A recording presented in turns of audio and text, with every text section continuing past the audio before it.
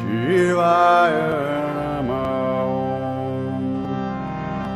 पूरे साल में एक दिन आपका अपना त्योहार होता है। आपका अपना बर्थडे आपके लिए त्योहार है। वैसे तो साल में बहुत सारे त्योहार आते हैं, परंतु जब आपका बर्थडे होता है ना, तो सुबह से आपका एक अलग ही उत्साह होता है और आप अलग ही ऊर्जा में रहते हैं, क्योंकि आपका बर्थडे आपके खुद से जुड़ा होता है। दिवाली, दशहरा, जो भी त्योहार आप मनाते हैं ना, उनसे कई ज्यादा आप प्रसन्न होते हैं बिना ही किसी बात के, बिना किसी वजह के। क्यों? क्योंकि आपका बर्थडे आपके निजी जीवन से जुड़ा है। सोचिए, अगर उस दिन जब आपकी एनर्जी का लेवल, जब आपकी खुशी का लेवल इस तल पर है, उठे हुए तल पर है, या आप सूर्य नाड़ी यानी कि उच्चतम नाड़ी से चल रहे हैं, उस दिन अगर आप कोई उपाय करते हैं तो उसका कितना फल मिलेगा। अक्सर लोग पूछते हैं कि साल में कोई ऐसा दिन बताएं कि जिस दिन कोई उपाय कर लें, सब कुछ ठीक हो जाए, सब कुछ बढ़िया हो जाए, जो मैं चाहता हूं मुझे मिल जाए। क्योंकि 1 जनवरी सबके लिए नया साल है, परंतु आपका बर्थडे आपका नया साल है। तो अगर आप अपने जीवन के नए साल की शुरुआत पे कोई भी उपाय कर लेते हैं तो आपको बहुत बेनिफिट मिलने वाला है। ऐसा ही एक उपाय है वर्षफल का उपाय।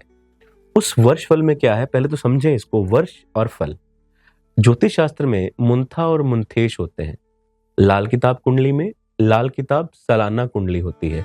केपी में भी कोई ना कोई विधि होगी, हर जगह कोई ना कोई प्रोसीजर है जिससे हम ये निकालते हैं कि वो साल हमारे लिए कैसे जाने वाला है। इस साल मैं क्या अच्छा करूंगा, क्या अच्छा नहीं करूंगा, क्या मैं अपने जो टारगेट गोल है वो अचीव कर लूंगा या नहीं करूंगा। तो इसको जरा माइन्यूटली समझना होगा हमें कि अगर हम जिस दिन हमारा एनर्जी लेवल अप है, हमारे लिए पर्सनल सा त्योहार है, अगर उस दिन हम कोई भी उपाय करते हैं तो हाँ, सच में हम हमारे भीतर बैठे परमात्मा से जुड़ जाते हैं।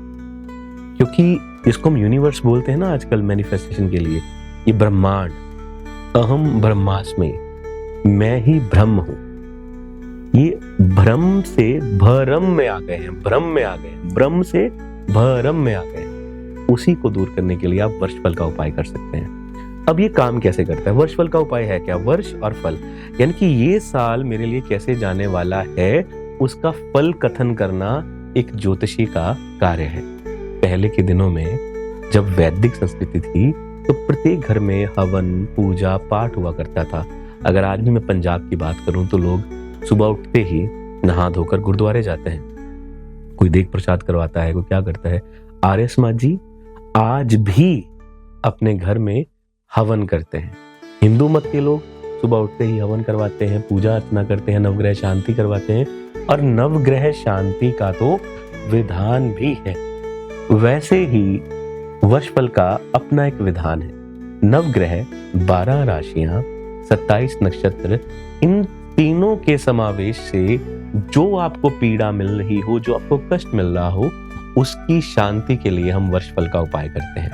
कोई ऐसी पोटली बना लें, कोई ऐसी सामग्री बना लें जो या तो पानी में बहाई जाए, या कहीं मंदिर में किसी देवी देवता की प्रतिमा के आगे चढ़ाई जाए, या किसी गरीब या जरूरतमंद के हाथ में पकड़ाई जा सके। वर्षफल के लिए भी ऐसा ही विधान है। वर्षफल में आप जहां नवग्रह, 12 राशियां और 27 नक्षत्रों के लिए उपाय करते हैं, वैसे ही आप अन्य उपाय भी करते हैं। परंतु जब वर्षफल की बात करते हैं तो 9 के 9 ग्रहों को, 12 के 12 राशियों को, 27 के 27 नक्षत्रों में जो मुझे बुरा या अशुभ फल देने वाला है, मैं उसे अपने अनुसार, जो मैं उससे फल चाहता हूं, सही कर लेता हूं। हालांकि शास्त्र ये कहते हैं कि जो आपने बीज बोए हैं ना, वो आपको काटने पड़ेंगे, जो आपने कर्म किए हैं ना, वो आप ही को भरने पड़ेंगे। भगवान राम की अगर बात करते हैं तो भगवान राम की अगर जन्म कुंडली में लिखा था कि वो पत्नी के बिना, बच्चों के बिना रहेंगे, तो वो रहे।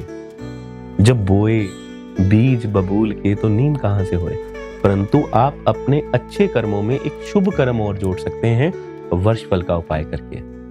बेशक उसमें कुछ जल विसर्जन के लिए हो, कोई पूजा विधि हो, कोई मंदिर में चढ़ाने के लिए कोई सामान हो, कोई दान के लिए हो, मतलब वो समावेश हो इन तीनों चीजों का, राशियों का, 12 के 12, 9 के 9 ग्रहों का और 27 के 27 नक्षत्रों का। ऐसा कभी नहीं होता कि आपके 9 के 9 ग्रह अच्छे हैं, आपकी 12 की 12 राशियां अच्छी हैं और 27 के 27 नक्षत्र अच्छे हैं। कहीं ना कहीं आपके जीवन में आने वाली प्रत्येक पीड़ा, आपके बुरे फल देने वाले ग्रह, राशि या नक्षत्र से आ रही होती है।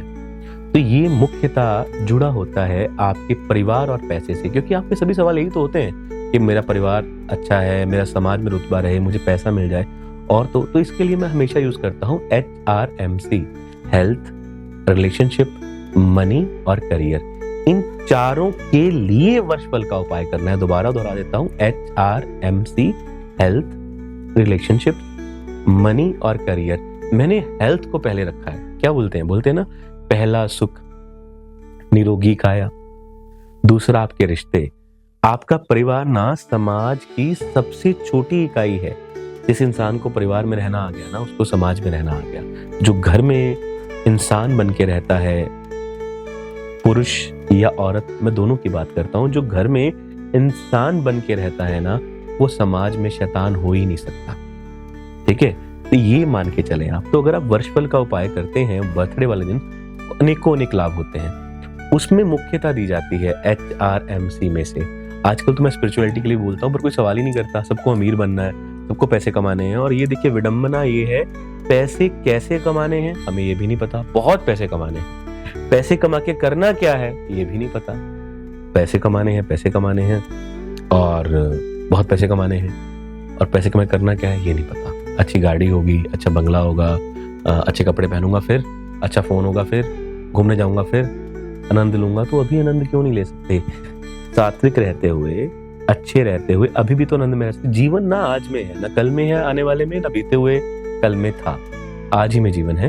तो आप उसमें से हम चुनाव कर सकते हैं कि मान लीजिए मैं आपको 12-15 चीजों का समावेश, एक मिक्सचर बना के देता हूँ। एग्जाम्पल दे रहा हूँ कि 12-15 चीजें आपको बोलता हूँ कि ये दान करनी है, या जल में बहानी है, या मंदिर में चढ़ानी है। तो उसमें हम देखते हैं मुख्यतः, जैसे मान लीजिए आपको मंगल खराब कर रहा है, तो लाल रंग की चीजें जो उससे जुड़ी हुई हैं, जो मंगल से, जैसे मूंगे की बात कर लेते हैं, तांबे की बात कर लेते हैं, चंद्रमा से जुड़ी हुई सफेद चीजें जैसे कि दूध या सफेद मोती या चांदी का भूरा। अब बुध की बात करते हैं तो मीठा पान या छोटी इलायची। ऐसे ही प्रत्येक ग्रह का अपना एक पदार्थ है जिसपे वो अपना स्वामित्व रखता है, अपनी ऑनरशिप रखता है। उसको मिला के आप उपाय कर सकते हैं, बढ़िया उपाय होंगे। धन्यवाद। शिवाय नमः।